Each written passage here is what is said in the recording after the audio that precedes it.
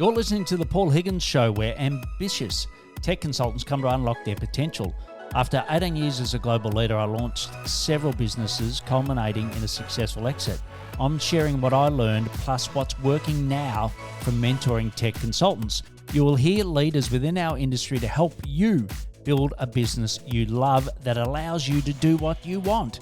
If you are looking for immediate cash flow wins to fuel your growth, go to our free ebook at paulhigginsmentoring.com/roadmap. Imagine you're a bootstrap service-based business owner and you want to get to 7 or 8 figures, but there's a lot of hard work that's hitting you now, and that's all you see. Hello, I'm Paul, and welcome to the Paul Higgins Show, and it's episode 594 of the show. And in this podcast, I talked to John Ghiorso. He's from Vanta5.com. It's VANTA and then FIVE. All the links will be in the show notes. And he gives you the exact answers to remove that hard work to get to the 7 or 8 figures. And you'll learn 3 key things. One is the power of picking the right platform, and that's so important at the moment with the age of AI. 2 is some 2 key ways of bootstrapping growth as a service-based business or an agency. And the 3rd is 2 high ROI activities, and he gives a lot of detail.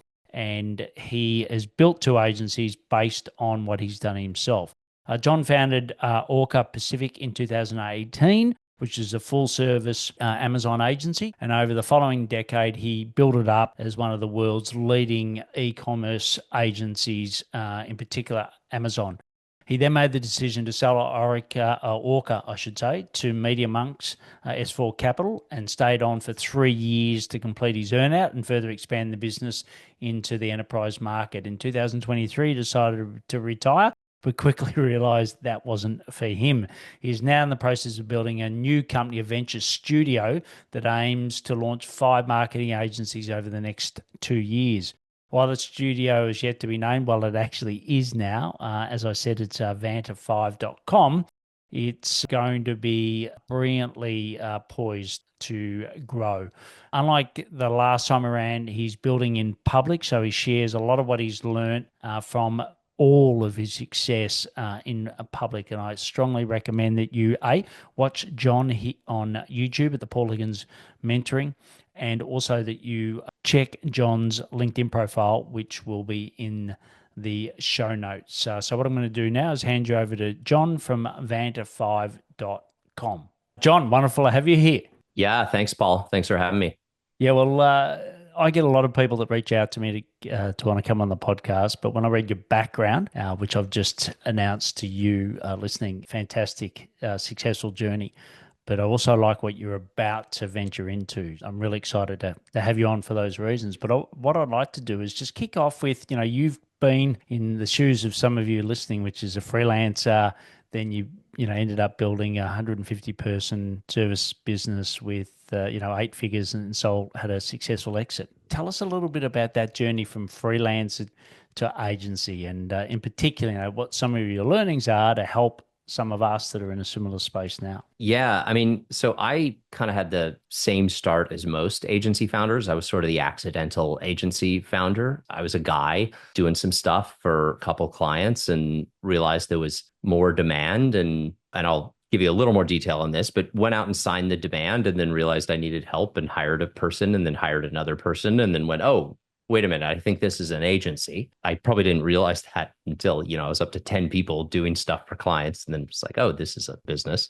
There's a few kind of interesting stories from the very early days, but once I got to the point where we had, a couple dozen clients and, maybe a dozen staff, I would say turned it into more of kind of like a real company at that point, not just a group of people doing stuff for clients. And, it took me a solid decade to go from that sort of one-man, basically consultant, up to the real kind of, scaled 8-figure business. And I did everything wrong 5 times and then finally found the right way of doing it. I learned a lot of lessons the hard way, but ultimately kind of stitched everything together in a way that worked and created a real scaled full service marketing services company at the end of the day. Yeah, and we haven't had many Amazon agency owners on, but I always want to know how much is it due to a great high rising riding tide, i.e., Amazon. How much was due to Amazon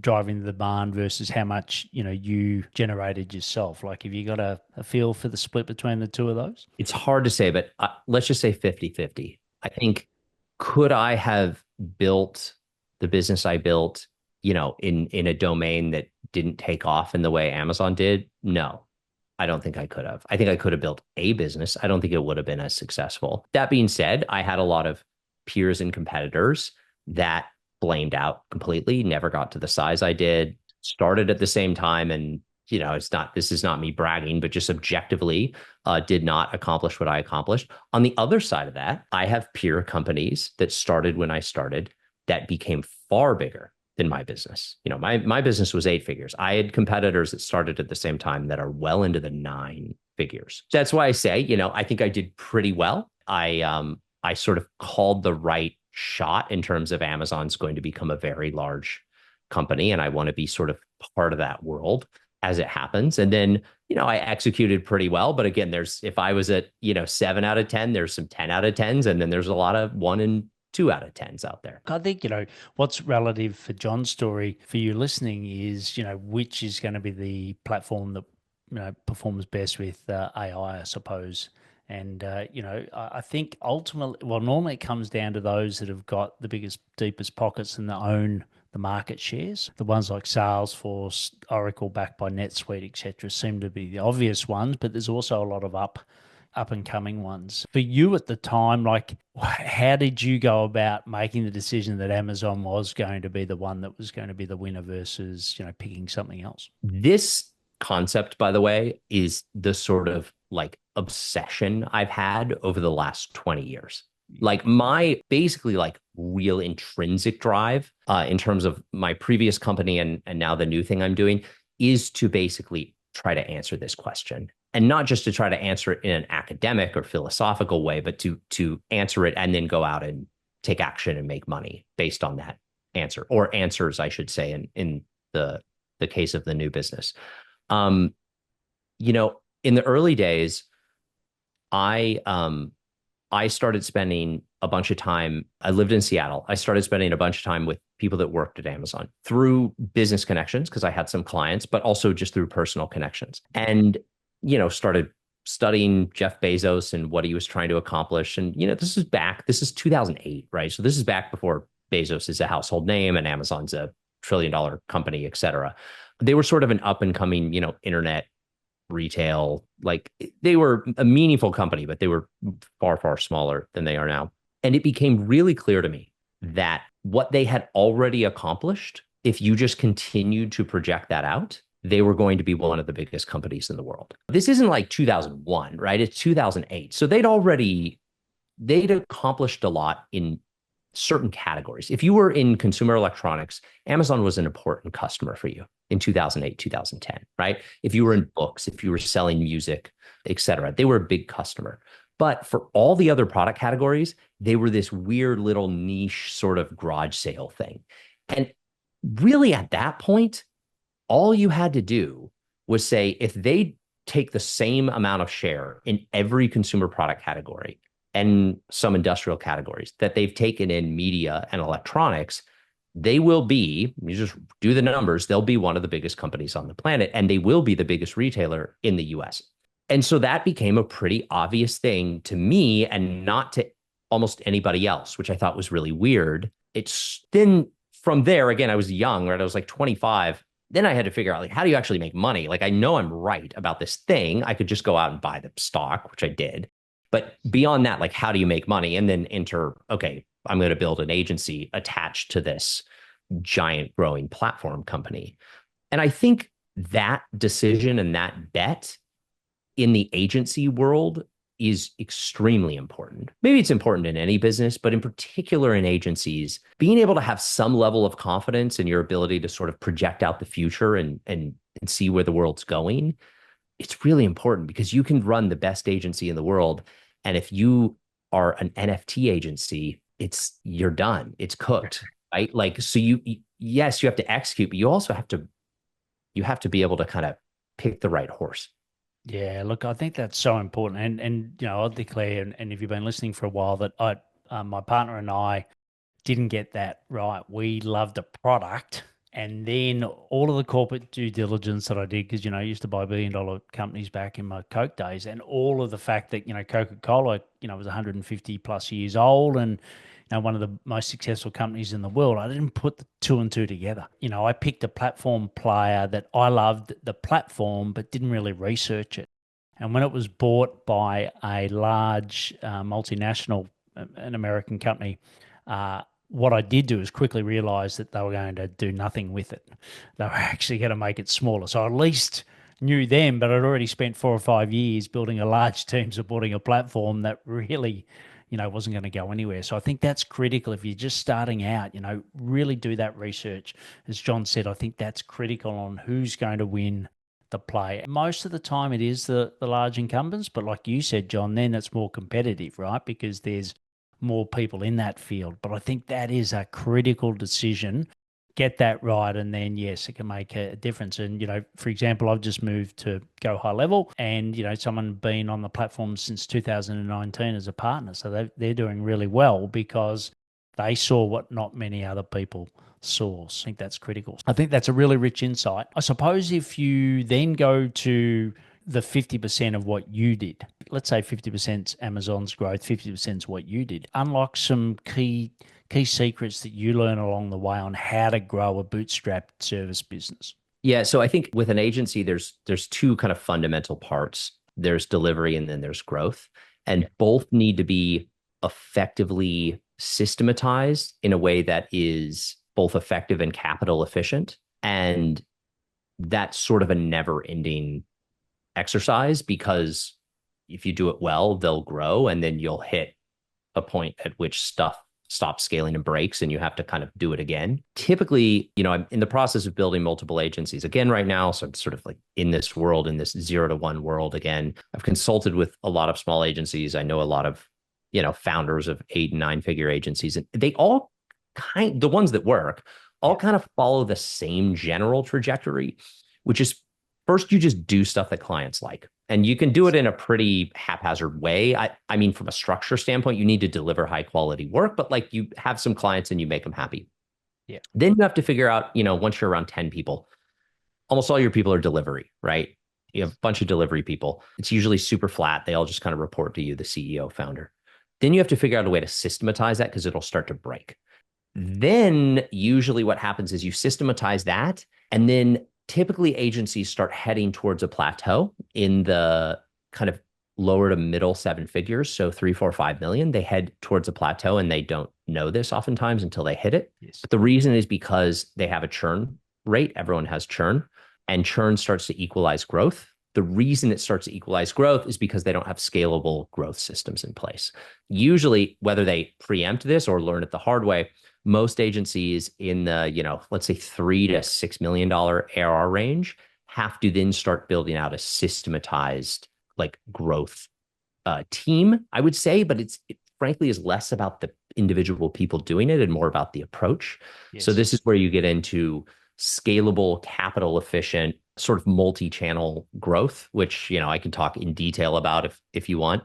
And then from there, typically, then you have to pivot back to delivery because now you're at the size where you need to build out a real management team in delivery and a real executive team because you're getting to now 20, 30 plus delivery people. And then you maybe get up to around 10 million and then 10, 12, 15 million. And then kind of everything breaks again because now you need like a real executive team, a CFO, a CRO, et cetera. And you have to kind of go through that journey. You're probably moving up market around this same time. You're getting more into enterprise, et cetera. So that tends to be the journey. But when agencies get stuck, it's because they don't effectively do one of those things I mentioned at that phase. Yeah, great. And for you, it's a bit like the, Amazon versus do it yourself. For you, did you learn these mistakes yourself, or did you have others, whether it was mentor, paid experts sort of guiding you along the way? What was sort of the mix of those two things for your journey? I mostly learned them all myself through trial and error. I had executives and other folks I hired that I learned a lot from. It wasn't just me, but I sort of learned it collectively with my team over time, definitely relying on other people's perspectives. I never had there was never like a book though you could read on this. I find that sort of a very interesting phenomenon because after I sold my agency and I started networking with a bunch of other agency founders just because of the position I was in, I realized all of us invented this as we went, but we all ended up in the same place, which I think is really interesting. It was like everyone inventing fire, thinking they're the first person to do it and going, look at this, I can cook my food now. And then we all that seems like a really inefficient way for an industry to approach something. So it's kind of a whole separate, like weird conversation, but something I continually find sort of fascinating about the agency world. Yeah, and we'll definitely circle back to that to talk about what you're doing now in a moment. But you sort of talked about, I can get into some of the details of the growth in particular, because I think, most of you listening, 2024 was a difficult year for all of us. And it depends on what sector, but, if I look at the big Salesforce, NetSuite, etc., people really backed off. A, pre-election, B, the bloat of post-COVID, but things have been pretty tight. So now everyone's wants growth. Hopefully, we're recording this in 2025. It's coming out in February. That the economy in the US will pick up, and it'll sort of get back to good times. But there's things that you've got to do and figure out yourself, like you said, John. I know in particular you've done some brilliant work around outreach, whether it be through LinkedIn or email, for example. I'd love to sort of dive into that and just get some of your learnings from that experience where you're self-generating leads rather than hoping your tech partner will send them to you, or just they'll fall in your lap.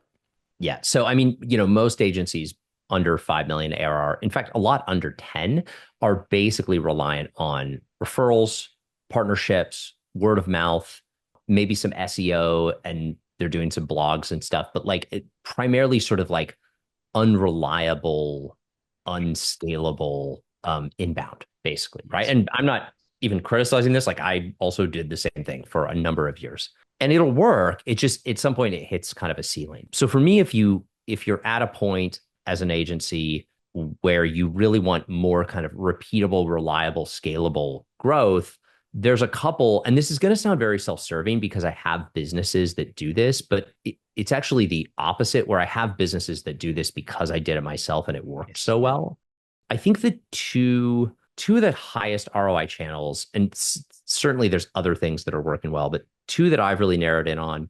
One is kind of a full court press on LinkedIn, creating content for sure, like daily thought leadership content around your domain, but also incorporating that with a paid media strategy to amplify that content and connecting with the right people and messaging, kind of really using like all of the opportunities that the platform represents, basically because LinkedIn is just growing very quickly and there's a tremendous amount of attention. And there's just kind of and I think probably somewhat short term, right? There's a short term kind of supply and demand gap there where there's more demand for content and there's more opportunity than people taking advantage of that, producing content, kind of, using messaging, using ads, et cetera. So there's just a very good ROI. Again, if approached the right way. This is not a pitch. I think anyone running, whether it's either a solo consultant or small agency or big agency, they should at least be playing around with this on their own. You don't need to go hire someone right away. You should just start testing it, see what works, see what resonates, see how much time it takes you, et cetera. The other one that is, and this is probably going to sound, I think the LinkedIn one is obvious to people, and the second one is non-obvious. The other one that's working incredibly well is cold email. I know that sounds very strange because it's like, wait a minute, cold email, it's been around for 25 years. It's like my inbox is already filled with spam. What are you talking about? Hasn't that died years ago? Everyone always said the death Yeah, of it's cold email. dead, right? Cold email is dead.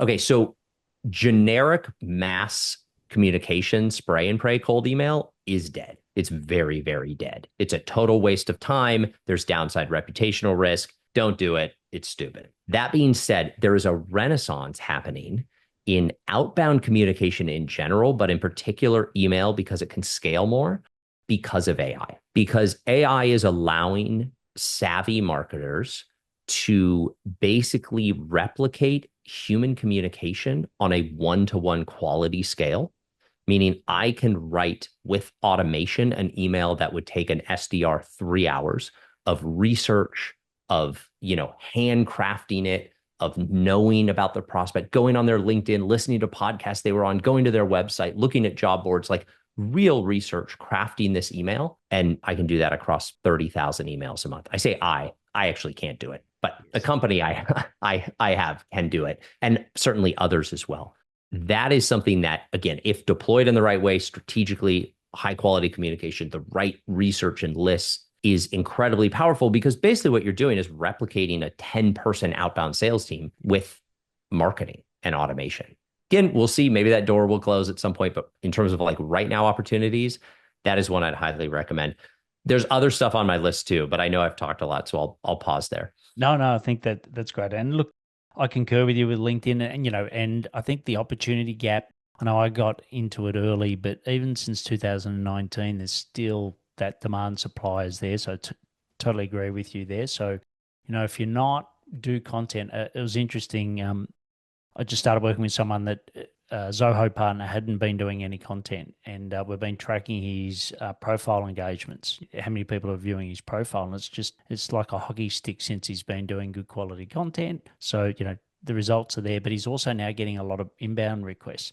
And sometimes, like some of his posts, he did a post that wasn't really business related. It was just congratulating someone on a new job, but that created traffic, and then the traffic turned into inbounds. The days of doing a post and getting 5 clients, I think they're gone, but the days of having good content. And then, as you also said, like, it used to take me an hour and a half to do content.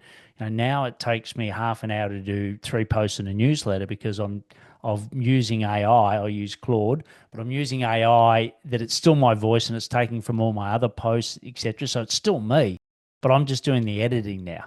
Become a lot easier to do good quality content. So I think that's good. And then outbound, like connection requests, I think it's natural. Someone goes to your profile, they see that you're actually adding good content. Completely agree with LinkedIn.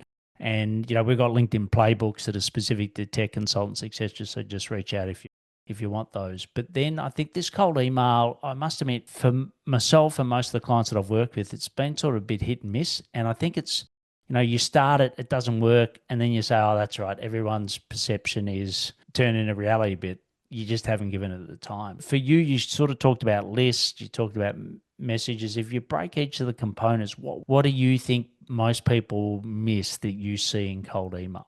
If I break it down, there's kind of two big categories. One is the technical side, and it's basically deliverability, right? Like, Yeah. so you can write the best message in the world, but if it doesn't show up in the primary inbox, it's not going to matter. And, there are people out there that their entire sort of job, their life's work is to understand how deliverability works. It's a constant sort of cat and mouse game, right? So you have to constantly be adjusting and learning and using new tactics, et cetera. The other side of it is what I would call the strategy and creative. You're able to get the message into somebody's inbox.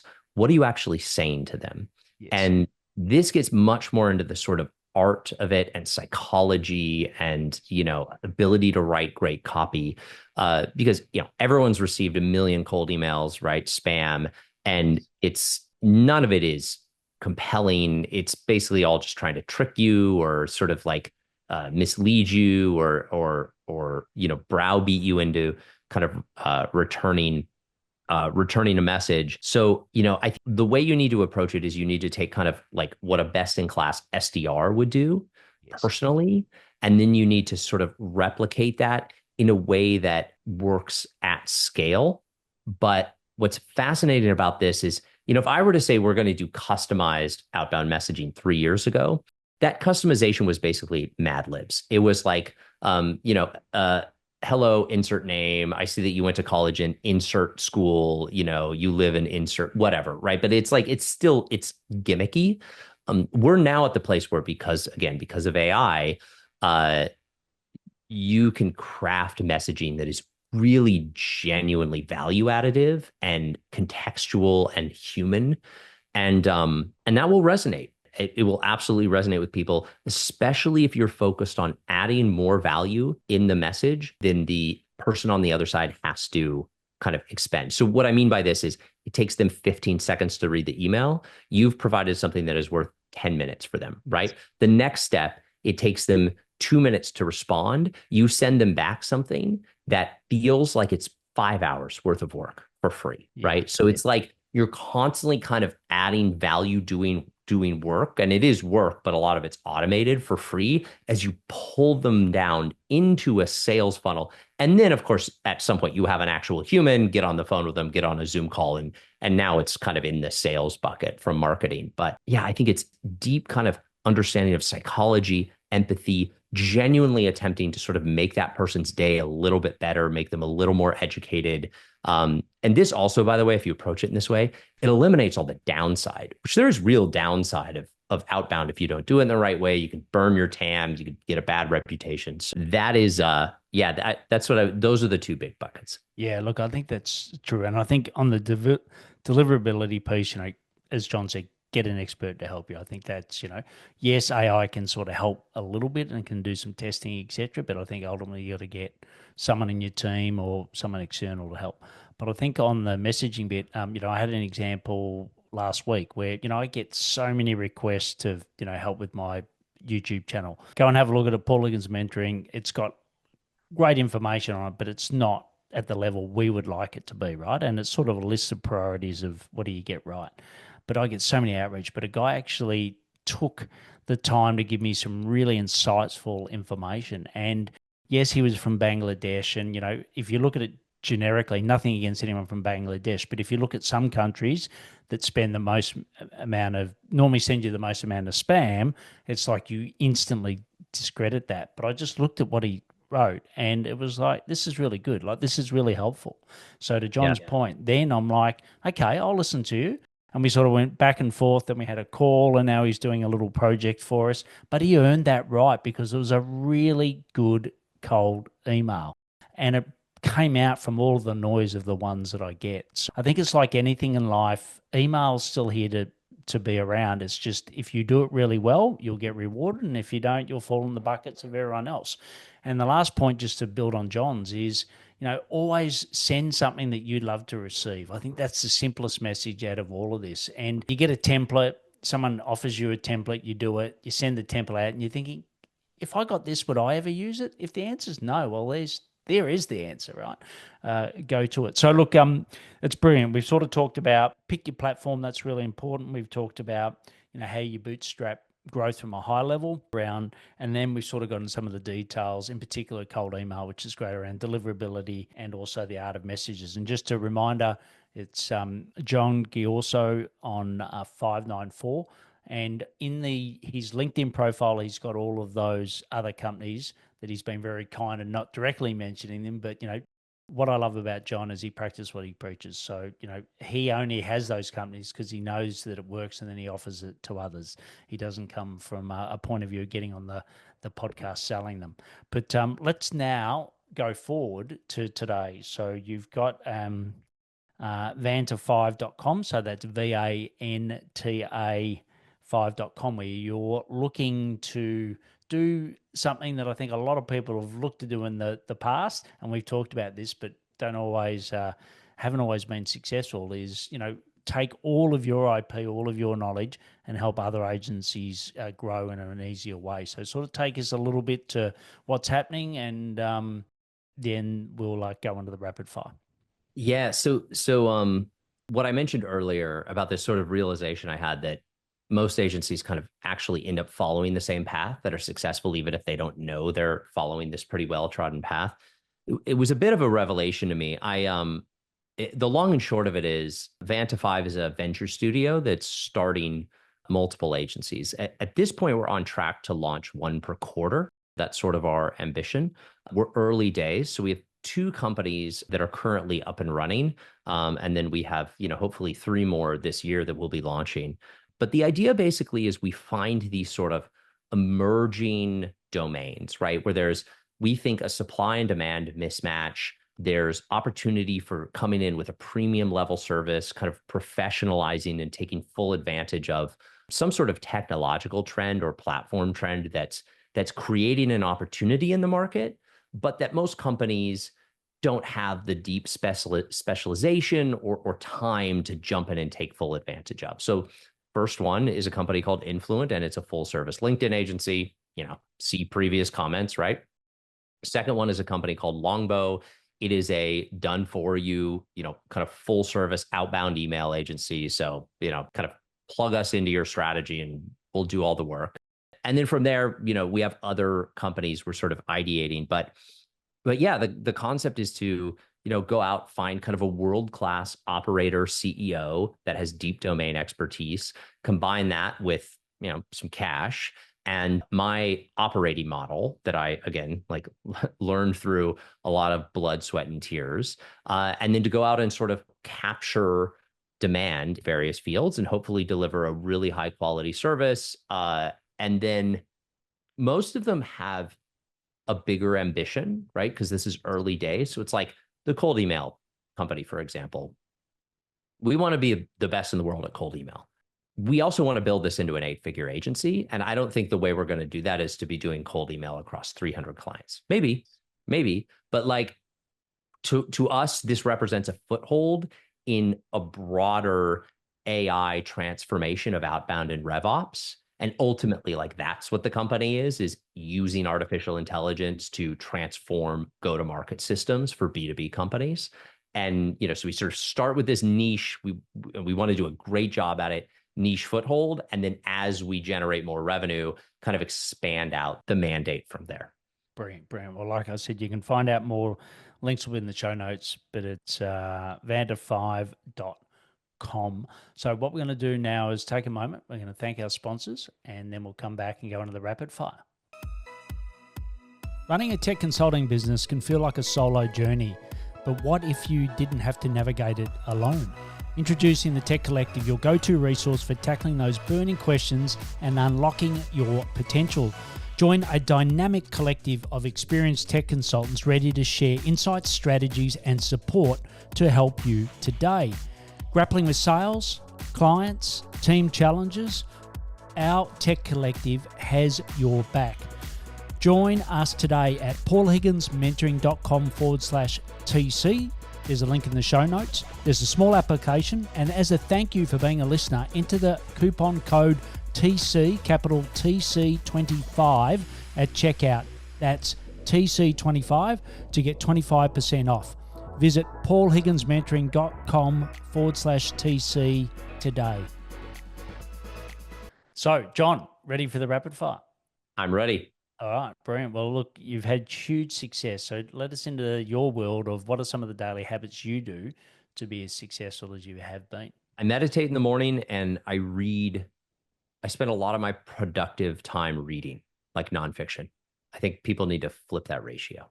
Yep, brilliant. The next is you've mentioned nonfiction reading, etc. Where else do you go to find out about sort of these new areas? Like you said, the agency, the RevOps, the changes. Where do you go to find out about that? So I'll give you a weird one that maybe not everyone has thought about. I have a lot of conversations with AI, and I mean like hour-long conversations about a domain where I treat it like a professor and I just drill it with questions in a specific domain, and I educate myself that way. Yeah, fantastic. The next is if I could grant you one wish for vander5.com, what would that be? Ooh, my wish is it works, right? Every business when it's new is like, it's a guess. My hope is it works, because if it does, it's kind of my dream job. Yeah, fantastic. And having built and sold an 8-figure Amazon agency, and now you launched 2 others. What do you know now that you wish you had have known earlier? What I know now is if things are going really well in the early days, it's partially because you bet on the right domain, and you should do everything you can to maximize that. Yep, brilliant. All right. Well, it's been wonderful having you on the show. Really enjoyed it, and I hope you have as well. And we'll stay in contact and see the growth, and hopefully have you back on the show again. Yeah, thanks so much, Paul. Appreciate it.